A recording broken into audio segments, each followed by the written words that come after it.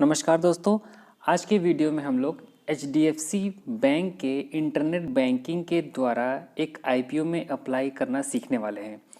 दोस्तों, अगर आप IPO में अप्लाई करना चाहते हैं या करने के इच्छुक हैं, तब आपको अगर UPI के द्वारा करते हैं तो वहाँ पे चांसेस ये होते हैं कि कई बार आपको मैंडेट नहीं आ पाता है, और ये खासकर दिक्कत तब होती है जब आप आखिरी दिन करते हैं और किसी कारण से मैंडेट नहीं आ पाता है तो आपकी एप्लीकेशन रिजेक्ट हो जाती है और आपका जो IPO अप्लाई करने का जो कार्य रहता है वो अधूरा हो जाता है। तो इससे बचने के लिए हम लोगों को अगर नेट बैंकिंग का इस्तेमाल करें, अगर हम लोग इंटरनेट बैंकिंग के द्वारा IPO में अप्लाई करें तो ये ज़्यादा बेटर माना जाता है, और इसमें ये रिजेक्ट होने का या अनसक्सेस होने का जो चांसेस है वो लगभग निगलेक्ट है। मतलब कोई भी चांस नहीं, 0% चांसेस हैं कि आपका एप्लीकेशन रिजेक्ट हो।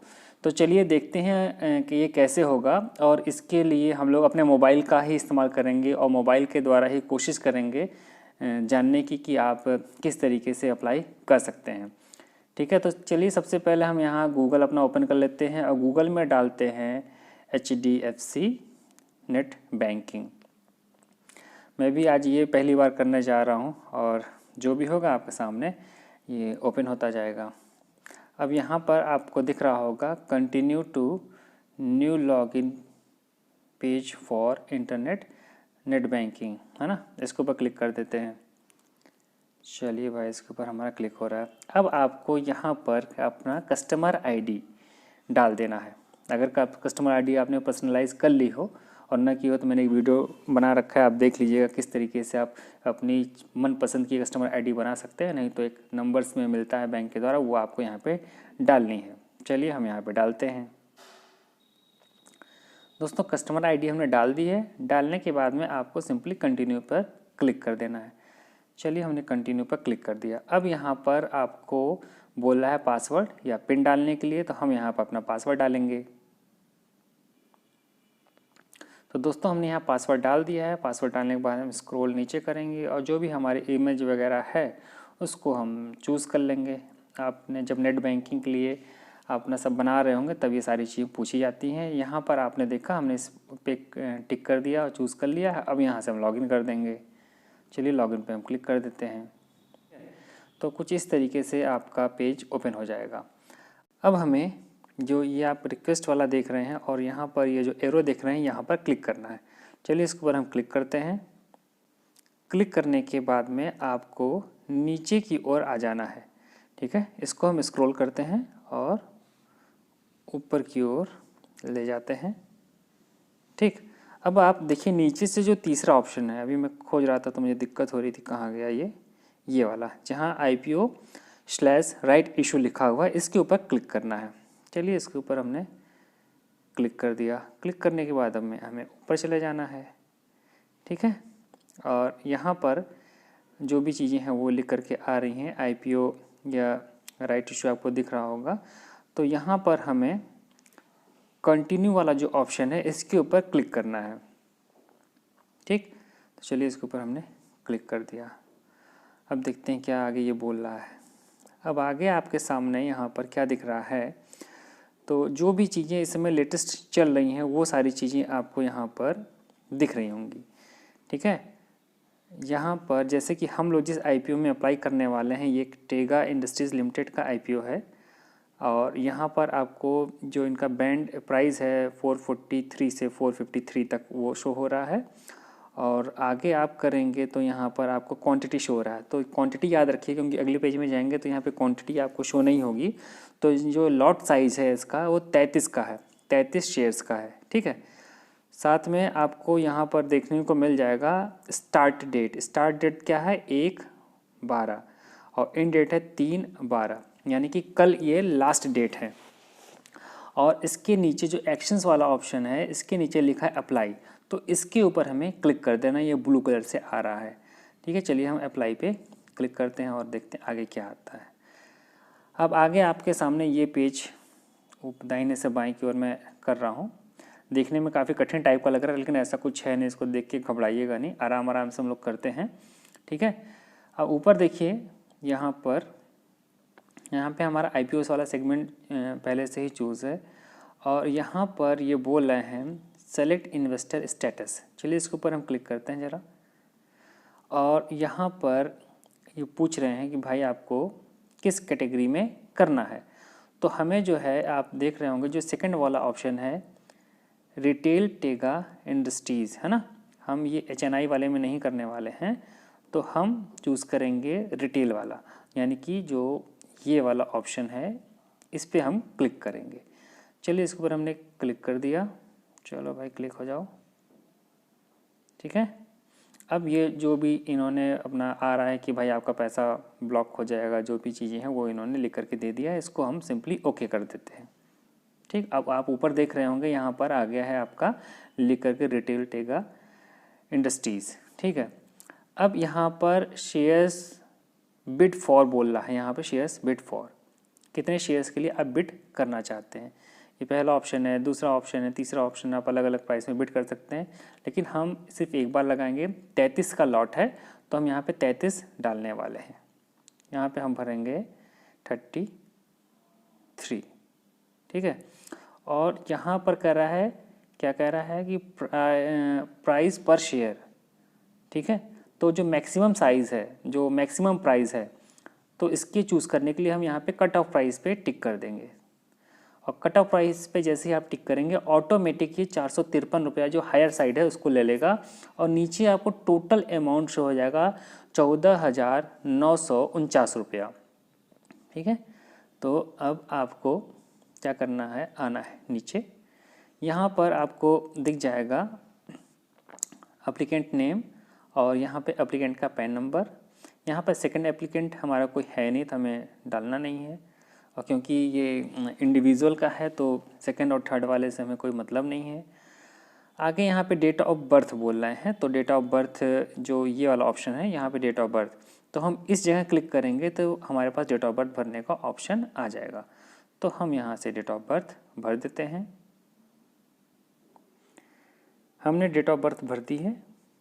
अब यहाँ पर ये बोल रहे हैं कि क्या भरना है, फादर्स या हस्बैंड नेम भरना है, इसको हम भर देते हैं।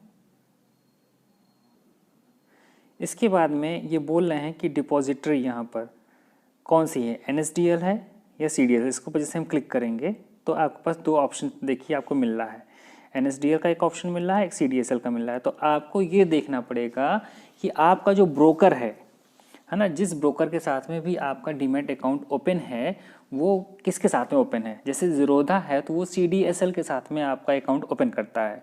जैसे मेरा ICICI डायरेक्ट के साथ में जो अकाउंट है वो उन्होंने NSDL के साथ में अकाउंट ओपन किया है। तो आपको ये देखना पड़ेगा कि आपका ब्रोकर का जो अकाउंट है उन्होंने किसके साथ में ओपन कर रखा है। तो मेरे केस में मैं क्योंकि यहाँ ज़ीरोधा का जो भी डिटेल है वो डालने वाला हूँ तो मैं चूज़ करूँगा CDSL को। तो CDSL वाला जो ऑप्शन है इसको हम चूज़ कर लेंगे। अब आप यहाँ देख रहे होंगे यहाँ पे DP नेम पूछ रहे हैं, तो जो हमारा जो DP है वो है ज़ीरोधा, ठीक है, वो मैंने यहाँ पर डाल दिया है।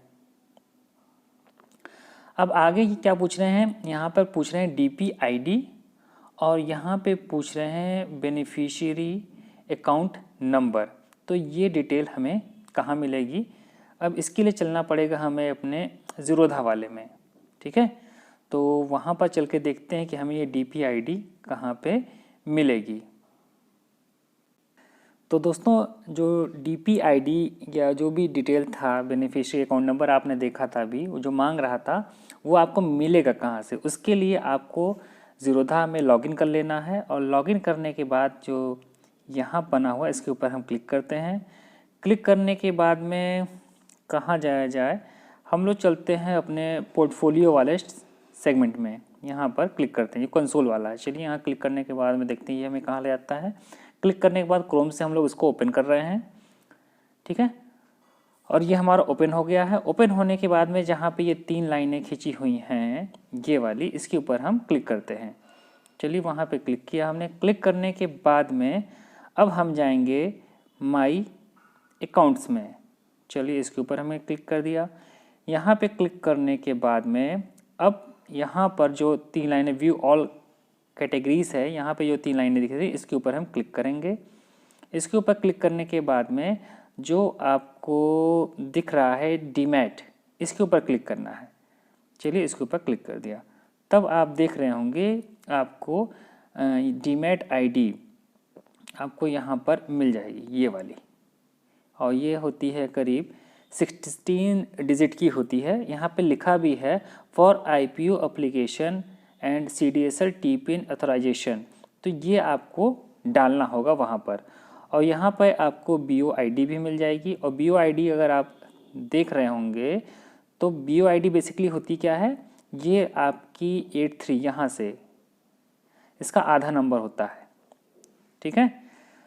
और ये पूरी आईडी है। अब इसको कैसे डालना है ये हम आपको दिखाते हैं, ठीक है। और यहाँ पे आपको ये भी दिखाते हैं, देखिए यहाँ पर डिपॉजिटरी इनकी CDSL है ज़ीरोधा की। ऐसे ही आप अपने ब्रोकर की चेक कर लीजिएगा। तो दोस्तों हम आ गए हैं अपने वापस जो HDFC नेट बैंकिंग का पेज था वहाँ पर। यहाँ पर एक चीज़ मैं आपको और दिखाना और बताना चाहूँगा कि जो ये आप डिपॉजिटरी देख रहे हैं और सामने ये CDSL का ऑप्शन आ रहा है, तो यहाँ पर आप कुछ भर नहीं पाएंगे। यहाँ भरने का कोई ऑप्शन ही नहीं आएगा। आप इसके ऊपर चाहे जितना क्लिक करिए, ठीक है, यहाँ पे कोई नहीं आएगा। लेकिन जैसे ही आपका यहाँ पर NSDL का हो जाएगा तो वैसे ही, अभी देखिए मैंने NSDL चूज़ किया है, तो अब देखिए यहाँ पर आप भर पाएंगे। और बेसिकली DPID क्या हो जाएगी, जो पूरा आपका डीमैट अकाउंट नंबर होता है 16 डिजिट का, उसका स्टार्ट के जो 8 डिजिट हैं, ठीक है, वो आपकी DPID हो जाएगी। वो आप यहाँ पे भर देंगे अगर NSDL के साथ में अगर आपका अकाउंट है, आपके ब्रोकर ने आपका NSDL साथ में खोल रखा है तो। और बाकी 8 डिजिट को आपको यहाँ पे भरना होगा बेनिफिशियरी अकाउंट नंबर में, ठीक है। 8-8 करके आपको भर देना हो, 8 यहाँ पर 8 डिजिट और शुरुआत की 8 डिजिट यहाँ पर। क्योंकि हमारा जो ज़ीरोधा का अकाउंट है वो CDSL के साथ में है, तो इसलिए हम लोग DPID में कुछ नहीं भर पाएंगे। और बेनिफिशियरी अकाउंट नंबर पर यहाँ पर पूरा जो 16 डिजिट का हमारा नंबर है, जो भी मैंने आपको दिखाया था ज़ीरोधा के अंदर, वो आपको पूरा यहाँ पर डाल देना है, ठीक है। तो चलिए इसको हम यहाँ पर डाल देते हैं। तो दोस्तों अब यहाँ पर मैंने अपना बेनिफिशियरी जो अकाउंट नंबर है ये पूरा डाल दिया है, ठीक है। और बाकी जो भी डिटेल्स हैं, जैसे कि हो गया बैंक का नाम हो गया, सेविंग अकाउंट नंबर हो गया, कैटेगरी हो गया, ब्रांच नेम हो गया, नेशनलिटी हो गया, ये सारी ऑटोमेटिक भर के आ रही हैं। अब क्योंकि हम लोग ये मार्केट आवर्स में कर नहीं रहे हैं, आपको दिख रहा होगा यहाँ पर टाइमिंग करीब 8:02 हो रहे हैं शाम के, तो देखते हैं ये होता है कि नहीं आगे। तो अब हमें क्या करना है, ये प्रोसीड वाले पे क्लिक कर देना है। तो चलिए प्रोसीड पे हमने क्लिक कर दिया है। अब यहाँ पे ये बोल रहे हैं you are about to place an IPO order for Tega industries limited, click confirm to proceed. तो हम वो कन्फर्म वाले ऑप्शन पे क्लिक कर देना है।